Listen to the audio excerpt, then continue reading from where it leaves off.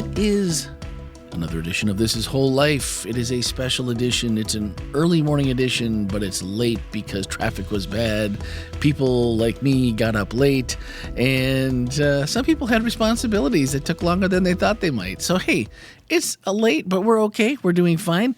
The special edition is... It's not a typical message this week. If you join us here each week, you know that we dive deeper into a traditional sermon, if you will, or message here at Whole Life Church in Orlando. And typically it is our lead pastor, Ken Wetmore, worship pastor, Melanie Bachman, and then, of course, our comms team, Lucas, to my left, Moraes, and Randy McGray. And this morning, we gave Ken and Melanie the day off because the expert is here. Oh, my goodness. The driver of what we're going to talk about today is here. The engine. I don't know about The that. engine, yes. All right, so so the engine, we'll call him Big E for today. But his name isn't E, it's Freud. And he is our member care pastor here at Whole Life Church. Thanks for having me. Of course. Thank you for showing up early in the morning. Yep. That's not nothing around here, especially with traffic. So this week we just finished up with our Great Question series, which was a lot of fun. We're about to jump into six messages, right? Six messages for Daniel. I think it's 6 on the book of Daniel, which should be interesting. So we're starting that next week. So just mark that down in your mental calendar. Before your elections? Before the election. So, and that's really coming up quick because it's what today we are taping, and I don't have October 15. 15. So we're less than a month away. No, November. I don't It's know. November 2nd, right? Am I wrong? Or on 6? I don't know. November 6th. I don't know. Yes, less than a month. Yeah, less than a month. So, well, I don't think anyone's changing their mind. I mean, there's always the October surprise, and there's been a few tiny ones, but nothing major. So I think everybody's settled at this point, or mostly settled. And we don't want to talk about that today because that could be although I guess that could be a small community. Yeah. Yeah. Absolutely. When politics, I really hope we have to have even numbers of all sides. So we have to have 10 on the left, 10 on the right, and 10 in the center, so that we don't have anybody getting too powerful within the group. So we let the cat out of the bag. Small communities is what we're talking about. And the first question that I wanted to ask you, Freud, is you've been the driving force, the engine behind getting this launched here at the church. And traditionally, what we're talking about has been called small groups. Yeah. Which is almost has a negative connotation. It's like, well, our church did small groups because we were told how important it was. Yeah. But man, it was tough, and we just maybe we didn't hit it the right way, or we didn't have the right person in charge, or maybe our congregation, maybe they just weren't into it. Yeah. So it's hard, and especially I think in more rural communities, it can be hard because people are like, look, I already drive 45 minutes, half an hour to get to church on Saturday. Now you want me to come back again? That can be difficult, but we took a little bit different approach. Tell me what we do and why we think a small community is a better idea. Yeah. So the name small groups is, I think it's the idea of you are at the church and then now we divide in small groups to do something together. Yeah. And then it was very, very popular. And then it came the life groups. And then life groups became very popular. I think life groups now, it's more trending than small groups. But us here at Whole Life, you always have to do something different, right? Yeah. And we like that. But we were thinking about, and it took us a time to think about a name or word that would describe perfectly what we want to happen. And because we believe that transformation come through relationships, we thought about what if we find a word that can really describe what we want to see in this transformation, the interactions. And community is like, I think it's a perfect word for that. So that's why we call it small communities. We've been calling small communities maybe less than a year now. Right. Yeah. We've been growing. A lot of people, they are wanting to create something. And let me say this, I don't think it's something super new because small communities already existed before I came here and before we organized a website and all of that, because people, they do small communities. You have your group of friends and they exist. Now we are just trying to encourage people and put more energy and show people that this exists, and people are getting excited. I was surprised a little bit, and I probably shouldn't have been, but the people that were just in the panel discussion this week, and there's a lot of good stories that we're not going to have time to talk about here. So I would encourage you, swipe up in today's show notes and you can see the link to Speaking of Grace. It'll be the last episode in that feed. And the diversity of our church, which I think also really lends itself to small communities, because just like when people move from a different country or a different state, if you can find someone that is close to home or knows at least the culture of, the Midwest or, wherever you come from, there's an immediate connection to certain things that are just like they get your jokes because they've heard them before. Yeah. They get your accent and they go, oh, well, where are you from? I mean, when we first moved, everyone's like, y'all from Canada? And I was like, no, not from Canada. And they're like, oh, you're from Wisconsin. And I'm like, not too far. Not Wisconsin. I'm like, never ever heard anyone pronounce Wisconsin like that before. But okay, I'll get you. But there's a certain degree of comfort and immediate camaraderie that you immediately have some comfort with that and some commonality with that person.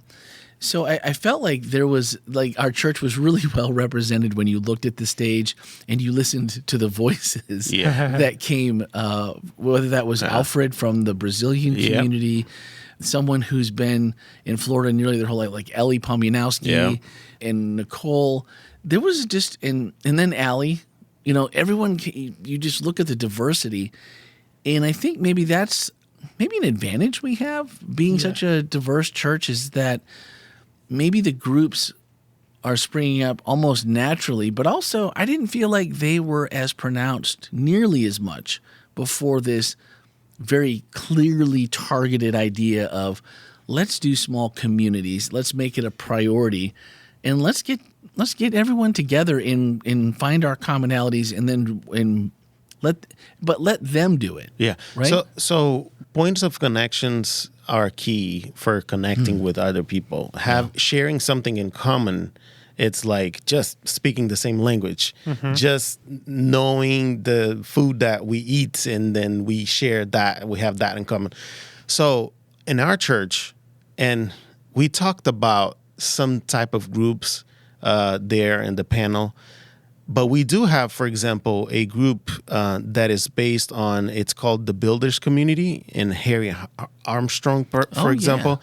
He will connect with people through people that are passionate by solar panels, for example. Yeah. Or it's not only the region or the language, it's like fishing clubs or paddle club or things like that, and I'm going to start lunch club with people that speak a different language. Coffee club. Yeah, the coffee club. But So, seriously, we went to lunch last week. What was it, Friday? Friday. Friday. Right. And these guys are like, where do you want to go to lunch? And I'm Yeah. like, I'm not sure. And they're like, well, let's go to Kava. And I'm like, I've never been to Kava. So they're actually explaining it to me.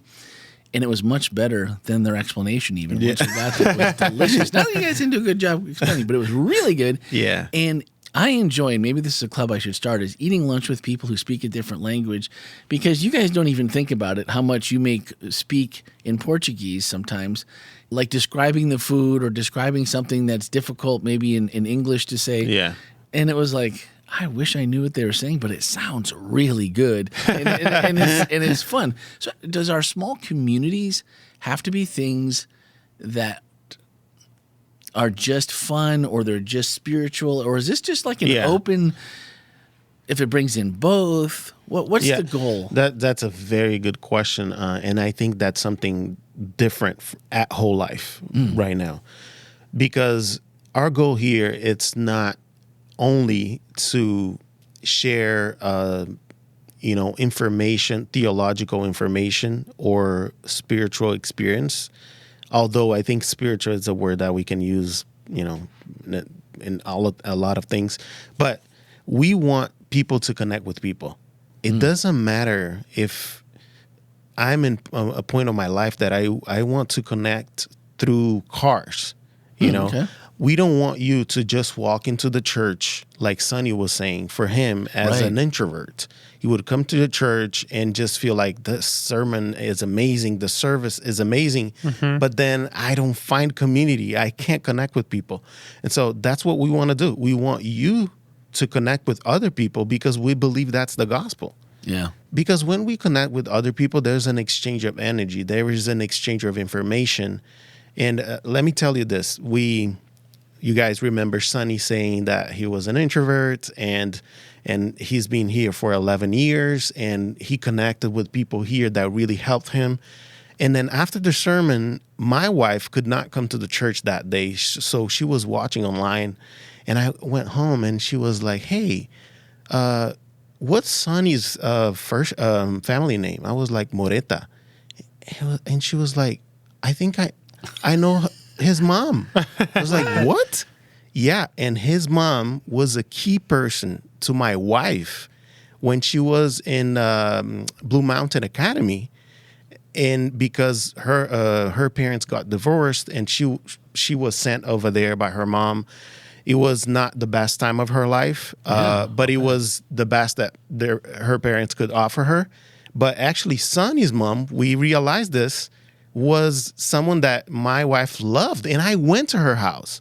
Oh, Wow. So I you've went been to Sonny's mom's house. Exactly. That's crazy. And so now we see that we have this whole life in common, you know, and I still have to talk to Sonny and meet, and I realize that she lives here in Orlando. So you see the connections that we can make just through, talking to someone, exchanging energy, exchanging information, exchange about our lives and story. And so that's the whole goal. And we are not limiting just, prayer or Bible studies. We are saying, hey, if you want to connect through this, we are here to support you. and I think that this is a much smarter strategy, if you say, because if you only want to have a theological approach, it will be hard for some people. For me, at least, I will feel uncomfortable in jumping in a to talk in a discussion about something that I'm not very educated about it. So if you have a small community with something that you are already familiar with, it's much easier to connect with people. And then, of course, you can invite God to be part of that group, and then everything will make sense. Yeah. As you get into those relationships, you will share, you will eventually become more intimate, and you can go deeper and be more spiritual. I don't know. But the Bible verse that I shared in Acts 2:42, when the Holy Spirit and the Pentecost was present and a lot of people were joining the church, 5,000 people, the Bible says that they were worshiping, they were doing a lot of things that we do on Saturday, but they were also sharing life during the week together. And that's, for me, that's key. And that's maybe the biggest challenge that I heard from everybody there from a participant status, or because life is so busy that I'm part of one of the small groups and I'm yet to make one of the meetings. It's a movie. With Stanley. With Stanley. And every time it's, last week last time I was totally set to go, and I get a text on my way home from work. I got an emergency meeting that we're doing. You're gonna have Emily tonight. And I was like, oh, and it wasn't a movie that she would have enjoyed or would have been appropriate. And so it was like, oh man. So I feel on that side, like, I really wanted to do this because Stanley and I are good friends, and plus I really love movies, and I never get a chance to go out to see movies anymore. It's just life is too busy. By the time, if I do, it's like you get there and you're about to go, all right, let's leave. And you're like, do we have to go? I mean, I guess I could just stay in. I'm tired. I don't know if I want to. I sound so old right now. And it's making me a little sad. But yet, I think that's the challenge. So kudos and hats off. I really wanted to say that I'm really proud of the community leaders that we have here that are stepping out and putting together these communities and inviting people in and leaving them space to. I haven't made a meeting yet, but hey, I still get the emails. I still, they haven't dropped me off the rolls yet. and just inviting people to join them in their passion and in their hobby. And if yours collide, that's even more wonderful. How many small communities right now do we have? So we can talk about two types: the open and the closed small communities. Small communities that are closed are small communities that, they have already reached the max amount of people That they can handle. and then so we will not advertise them. But Sonny was talking about one of them, and they are not on the website. So the ones that I could count, it was around 7, 8 closed one. Okay. Ones. Okay. And so the open ones, we are going 22 now. 21, 22. There's one that's supposed to be starting this week. So, and we have that, the Thrive that is happening online that's going to start on the 17th. So in 2 days, Thursday. So that means we've got about 30. Yeah. 30 small. So is there a possibility for those groups that were closed, and somehow I haven't picked that up in all of this, that there were some groups that had already, and that makes sense. I mean, you get to the point where you for whatever space, time, whatever, you can't handle any more people. If someone were to leave those groups, would they be open to opening again and inviting more? Or how does that work? They work in a very organic way. Let me give you an example. There's a small community called, I don't know the name of it, but it's a group of men that they study a book together. And they go very deep on some issues or challenges that they face. So they have a level of, they know each other for a while, and they have a level of connection that is pretty deep at this point. So they will invite other people themselves. Okay. Because there's a vulnerability there that you have to. Exactly. And a group dynamic you kind of have It's to a very safe space. So I think that's very important too.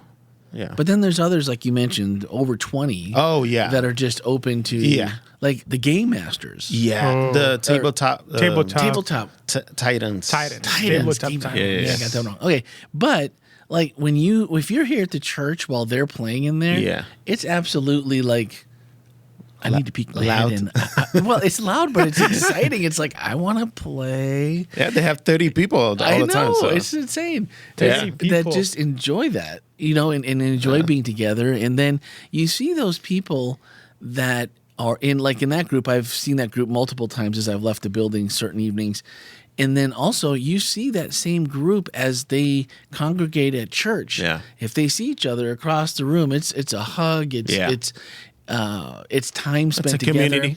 It's a community. Just hanging out. And you're like, when you look in, and I feel like that's where, like in Sonny's case, if you're someone who's maybe on that more introverted side that just really has a little bit more difficult time, got to pump myself up. I've got to put myself out there, and I'm going to brace for what might come or might not come, depending on what your goals are for that conversation. And just to see the ease then with which people are getting together and hanging out, because they've already, in a very it's almost like a judgment-free zone. You're just there doing an activity. Everyone's welcome. Everyone's sharing that experience. It really takes the edge off. And so then you see, when you've already kind of gotten that out of the way, how cool it is when people just get together and you're almost like a little family, right? Yeah. And so that's the part to me that I'm excited that we're doing it, and I like the way we're doing it. And when you see the people participating and talking about their groups, it's very hard to smile in front of people. Well, and most people don't like to be up in front of people. And yet everybody that was on the stage this past week, when it was their turn on the mic, it was a big smile on the face. Well, let me tell you about my small community. Let me tell you about my story. And even Sonny, that, again, someone who might be a little more introverted, maybe the most uncomfortable person, having to be up in front of people and having attention focused on you, there was a smile and there was an authenticity to what people were saying. And to me, that's what church is all about in the first place. Yeah. And so this is really just furthering that culture.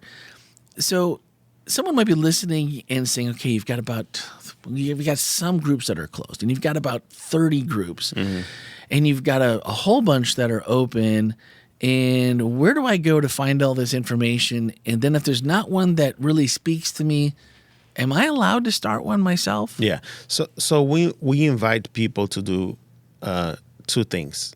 One, start your own community, and we will support you, help you advertise.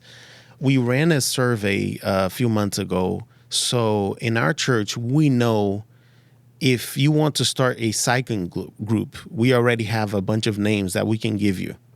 All right. And contacts. So you can probably have like 30 people that you can say, hey, come to my group. I'm doing this, So nice. we already have that to support our groups, our leaders. The second thing you can do is you can join a community. So wholelife.church/communities. Yep. You will find the list over there. For some of them, you can just show up. For others, you need to sign up through a form or send an email to the leader. But it's all there. Yeah. Yeah, the movie group that I'm in, I did have to fill out a form. Yeah. It was super easy though. And, I get all the emails, and Stanley's been really good about getting stuff out in advance, letting us know so we can plan and what time and where and all that good stuff. And even watching movies at each other's houses. Every so Yeah. often it's at someone's house, and I'm like, oh, that's really cool. Yep. That's really cool. You get a chance to have people over now that, because I feel like once you've walked through someone's front door, it's a lot easier to do it again. Yeah. And it's also a lot easier to maybe text or call that person if there was some reason that something you needed. Like it's already taken a layer of I'm not sure I'm comfortable with this. And it kind of pulls it aside.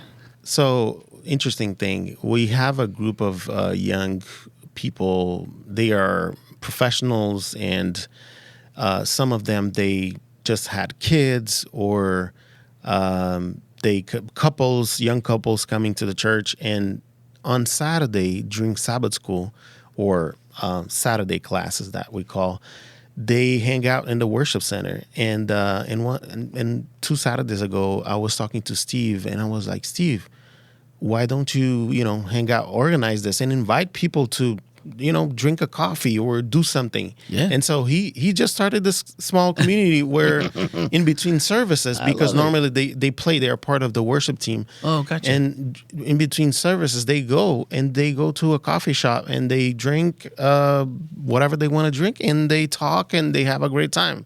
And so he sent me a picture.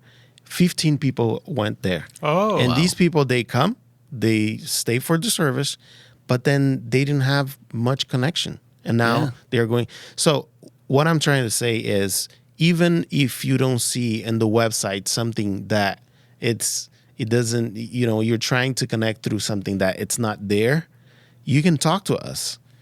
Send me an email, freud@wholelife.church, and we can, if you're willing to help or to co-lead or to lead, we will help you create that community, because maybe someone is wanting the same thing you want. Yeah. So that's, I think, there are several opportunities and possibilities. Well, I had never really thought about starting a small community until, what was it, 2 weeks ago? Lucas and I were downstairs in the lobby, and then as we were in the back, I think I was delivering Melanie's coffee, and I said, look in, like 5 cuts, walk in the north side of the worship center, go up to the second row, and all sit down. And I'm like, all right, we got an MC in the house here at Whole Life for second service. And I'm like, that's my tribe. Like, if you're out in your motorcycle and you're like, hey, we're going to church in our jeans and our cuts today. Yeah. I'm like, this is nice. And so we met one of them going up the elevator. And do you remember the club? I don't remember that, but it's a very famous one in Brazil. They're very popular there. Yeah. And they were here for church. And then I'm like, well, maybe, there might be some more riders in the midst that need a place to go at least maybe once a month and go take a nice ride, maybe right after church, and go get lunch somewhere. I know a lot of back roads and small little hole in the wall restaurants that are always fun to try out. So Randy, you're talking about an aspect that I was not used to. Before I came here, I was used to small groups that would meet every week, in a weekly basis and forever. here at Whole Life, you can meet once a month, once a quarter. You can do a season. You do it during the summer, and that's it. And you take a break.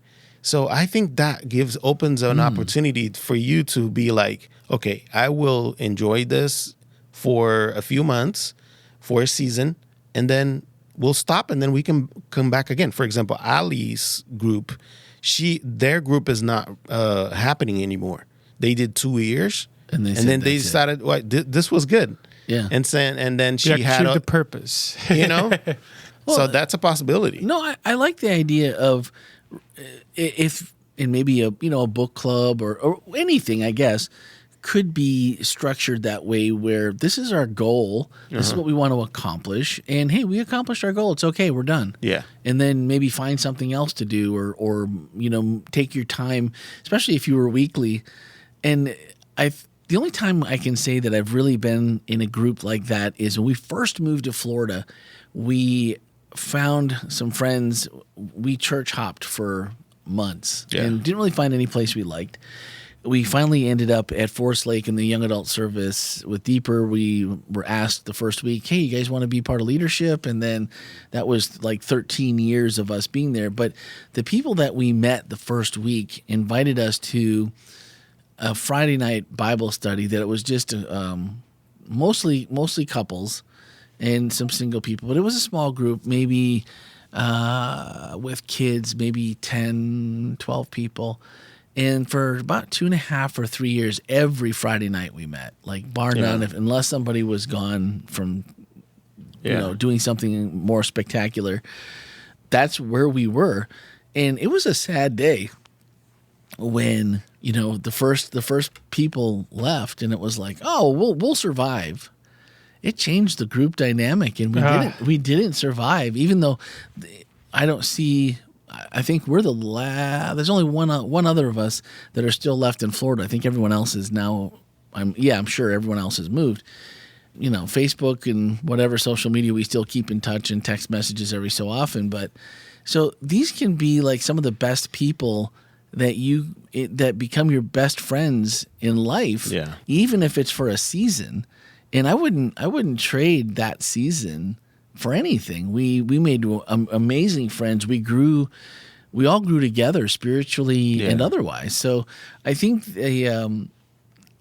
I feel like sometimes people look at small groups or small communities and go, well, that's just church trying to get us, to do one more thing together, or, and nobody wants this. But yet I feel like people not only want it, but they need it. And they may not always realize it at a certain stage of your life. But what excites me is that we have a lot of communities. And if we have people like right now listening, thinking, I would love to be a part of this community or start a community that I don't see, it can really be life-changing. It really can be. Absolutely. So. And I have to say, and I have to give a shout out to the small communities team that we have. It's Stacy Toll, Ellie Pomianowski, Sean Zimmerman, and Steve Reed. These people, they've been meeting for 6 months and thinking about a strategy, all volunteers, and meeting sometimes weekly. Wow. Thinking That's about amazing. How is the website going to be built? Like, what system do we want to create? How do we want to run a survey? How do you want to do, let's do a panel? And all those things, there was an intentionality. They were involved and committed to it. Yeah. We used to have every week on every Saturday have a small community in the lobby at the church. Mm-hmm. So the small community can be promoted and interact with our members. So I just want to mention them and also the social events team, which now they call Building Connections team with Rolly and Carol, just bringing up 3 potlucks a year in our church. Organizing our potlucks are not like what you might have grown up with in a smaller church where it's just everybody bring a little food and everything will be fine. It takes an army. I'm still getting used to it. Like, it's 400 people the last time. I was like, it's amazing. The logistics are crazy, but we have very great people involved, and that's amazing. So I just want to thank them. Well, and I didn't want to end before we gave a shout out to my favorite small community here at Whole Life, and that group meets twice a Saturday Okay. every week. I mean, the amount of times that people, even if it's only for a moment, they check in. And that is the team that goes to wholelife.church/live at 9:30 a.m. and at noon. Yeah. And while our metrics say that we have approximately on the average of about 730 connections Yeah. a week between those two services. So, somewhere 350, 375 per service. But there's a group of about 45 to 50 people that you can count on every week. Aaron and Pi, and then they're members here, but they live in the Tampa area. Okay. So they don't actually physically attend. Yeah. But emotionally, spiritually, They're and connected. digitally, Yeah. they're here every week. And Joe from the United Kingdom, he is usually the first and the last word in every chat session. And I know there's people that watch on Facebook, and I know our largest group watch on YouTube. And I get it. You got that giant 75, and you're sitting on the couch with the warm cup of coffee, and it's like, oh, guess what? Whole Life, you get a notification. Whole Life Church is about to go live, and you go, all I gotta do is turn on the power button and go to YouTube app, and I'm done. Yeah, it's pretty easy, but I would encourage you guys. It is a really, really cool group. And this past week, of course, you guys talked about the common denominator of last week was Hurricane Milton. Yeah. And so many people, how did you guys come through? People checking in on each other. Well, the Lord was with my family. We're all safe. And just knowing that all of that being together, and like you said, Aaron and Pi said, hey, we signed up for Thrive, and this is going to be an online thing. Awesome. And so, we have, as and Freud and I are actually going to talk this week. Yes, I have an invitation, Randy. Okay. Okay. Go ahead. Go for it. I'm sorry to cut you. No. Go. But this is something that I have. Our team, they've been talking about this. I got some requests to actually have a community, a Saturday community that meets in between services. So we are searching for leadership. We are open for people that are motivated to lead or co-lead. So This is in person or online? it's online. Online. This is for the people the small community you're talking about. Yeah. The people that attend online, we want them to bond and to connect, and it's going to be online.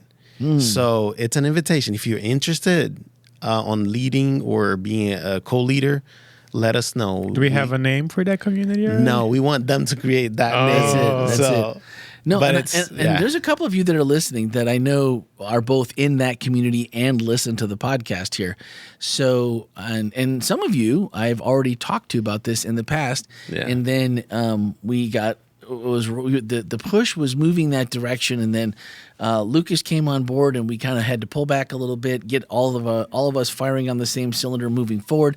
And now I feel like as we get closer to the end of the year and the beginning of next year, that we'll hopefully figure out the technology that needs to happen to make this work, and the way that we have the leadership. And there's a lot of things to consider, obviously, but this has been on my heart. Like when I came here from my last church, I was the AV director for 11 of those 13, 10 of those 13, plus then directing the internet stream. So like technology, everything was technology in the streaming. And I do have a soft spot in my heart for that, obviously. But what we had been trying to do was have somebody that would be available to the online viewers, our online family, and our online community every week.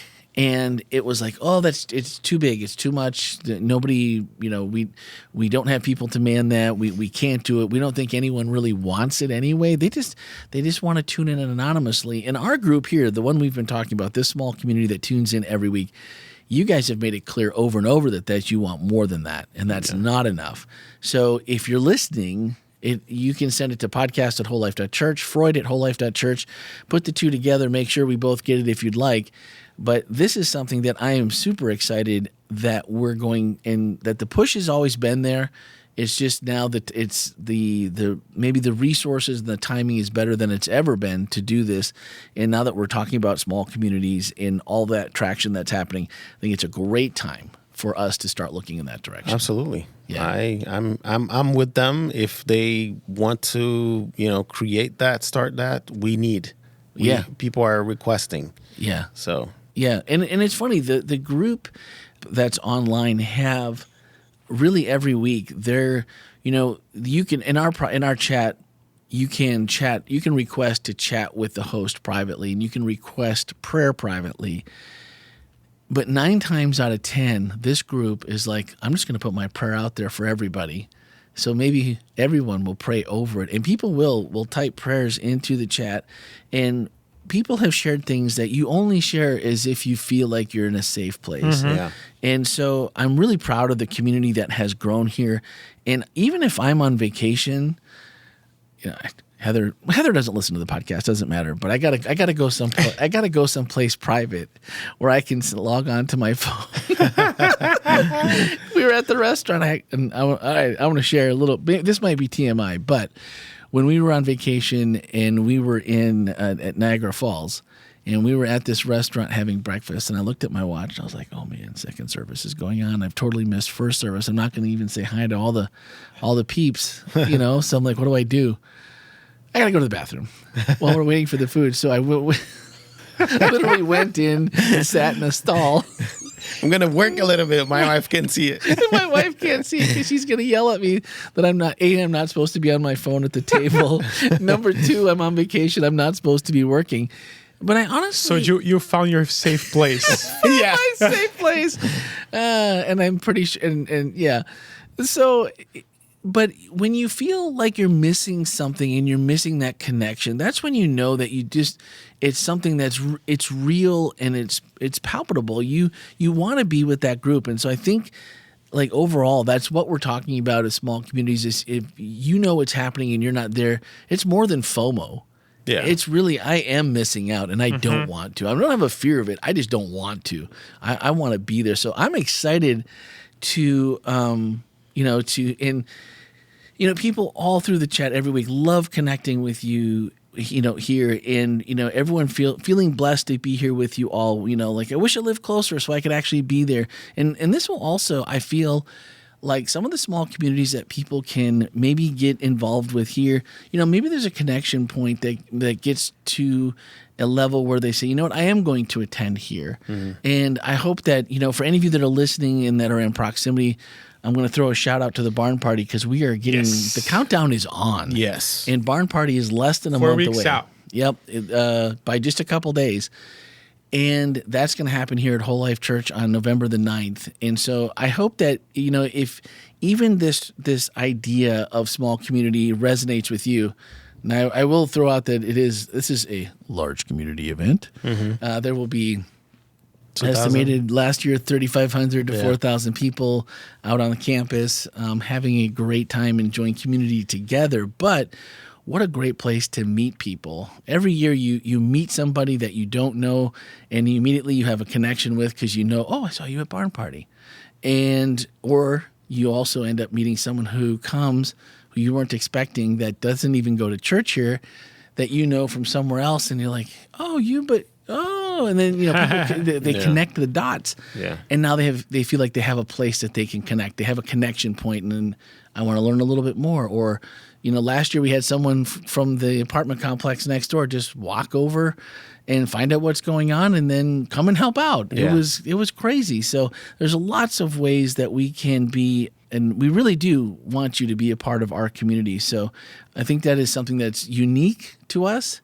And I really feel like anyone really wanting to find a place, like I said, make your own, right? Yeah. Start your own community. Exactly. That's awesome. What you got? I think the last thing that I wanted to say is I've been reading the book, The Anxious Society, or Anxious, I think that's the name. Mm-hmm.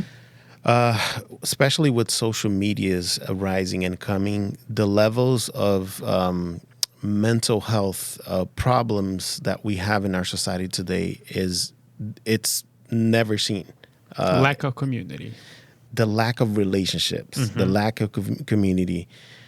we really need each other though.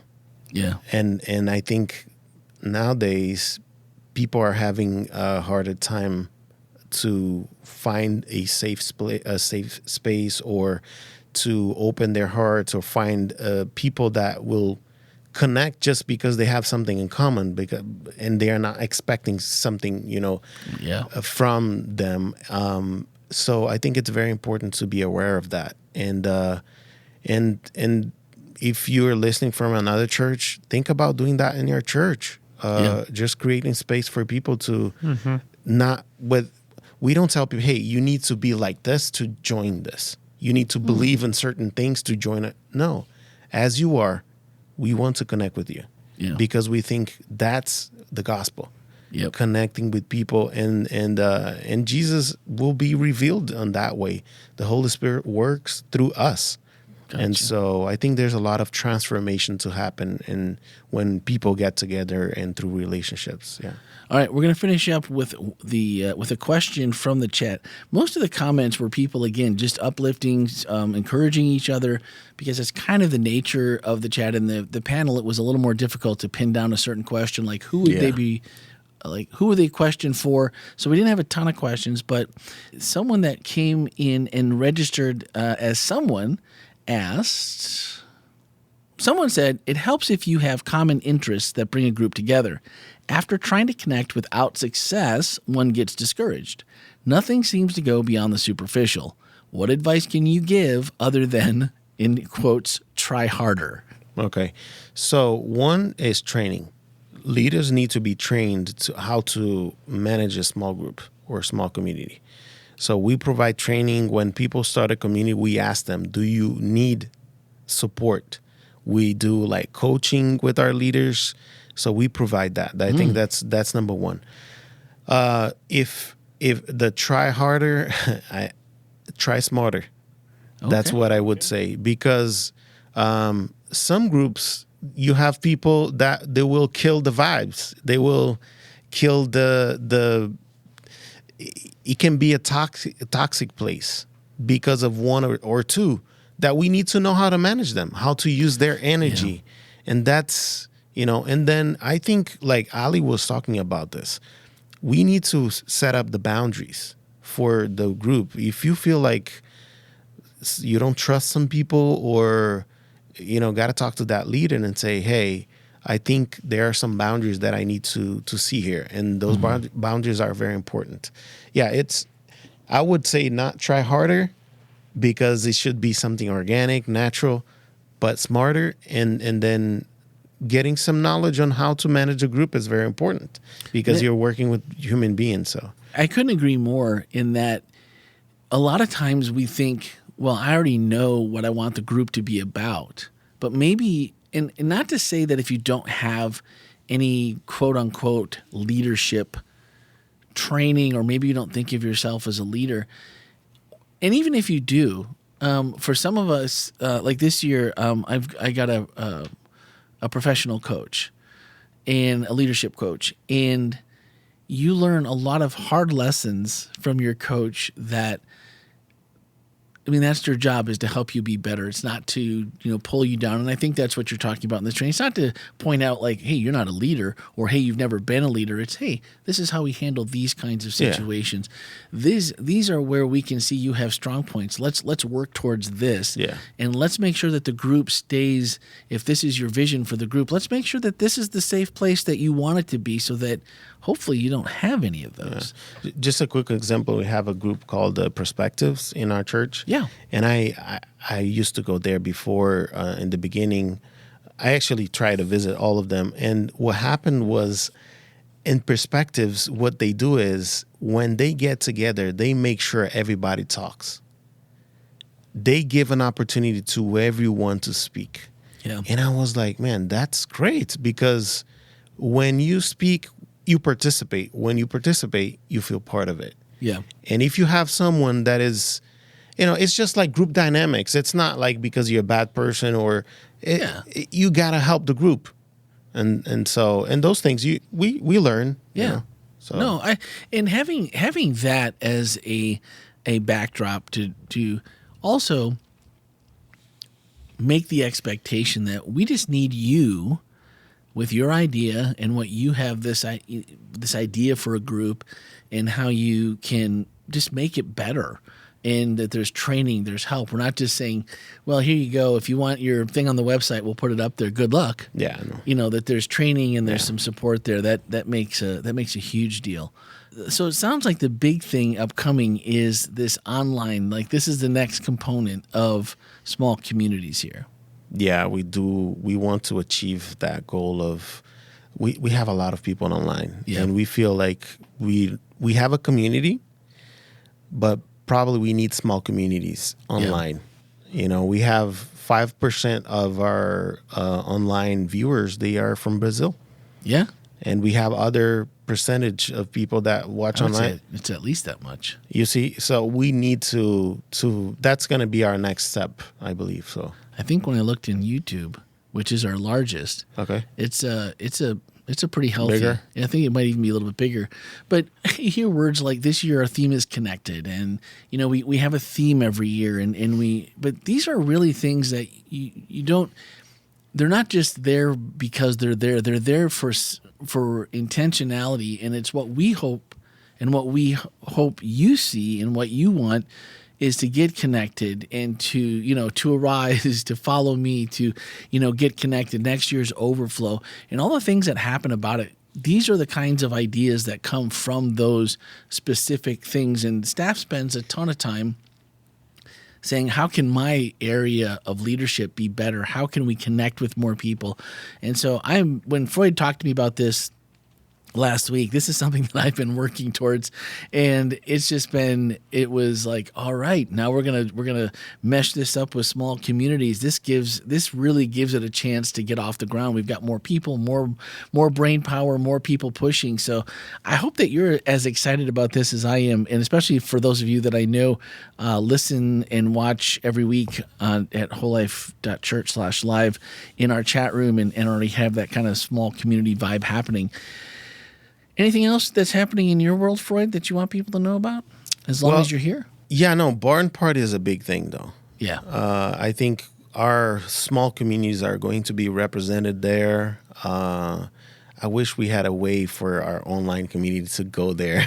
Oh man, I'm like, can we get a I don't know, like that like a Saturday, tour? Can we get a bus, like a bus that could just go and picking kids up for school? Yeah, but you have people in the UK, so Yeah, I mean, I don't expect to see Joe here. Yeah, just because that's a heck of a trip for a 4-hour. If you want to come visit, that's a perfect Saturday to come. Oh, Yeah. So, yeah.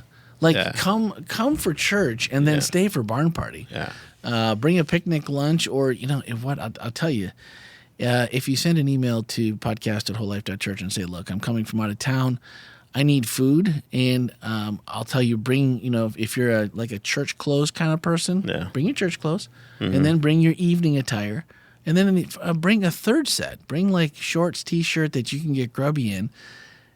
Help us set up at 1:00. Yeah, before we open at 4. Bring your stuff, and we will feed you. Yeah, absolutely. We will feed you. I promise. That competition of Food is not chili. a problem. That's right. Yeah. But I just wanted to say, as a member care pastor in this church, I try to help people connect. Our teams, I don't know it by myself, but we are very, very intentional on creating connections. The theme of this year is connected. So whatever you feel like if you need a community, if you need counseling, if you need pastoral prayer, if you need people praying for you, we are here for you. And that's kind of what we do. We are very intentional, and we put a lot of energy on offering that support to people, because the goal of the church is to represent Jesus and to show Jesus and to be the ears of Jesus as well. Yeah. So that's my invitation, and we are here for you. Yeah. # this is whole life. This is whole life. Yeah. We care about people. We do, and it's my favorite part of what we do. It comes out in many different ways across all of our ministries, but that is the people-focused messaging and just the intentionality. That's my favorite part. Yeah. Guys, thank you so much for listening. And I know it's been summertime. We're getting back to school. And so I would encourage you, as I've been watching the numbers, the listening numbers every week, I know summer, once we hit midsummer, we just go crazy and everyone's catching up on all the episodes. But I encourage you, as always, and I get emails from you, so I know you're doing it and I see it happening in our numbers, but continue to share the show. It's one of the easiest ways to invite someone to meet Jesus. We try to always, as you heard today, stay lighthearted, have fun, but also get to the meat of the matter. And so I continue to listen, please, and to share. And we appreciate all that you do. So for Freud and for Lucas and myself, thanks for listening and have a great week. And go ahead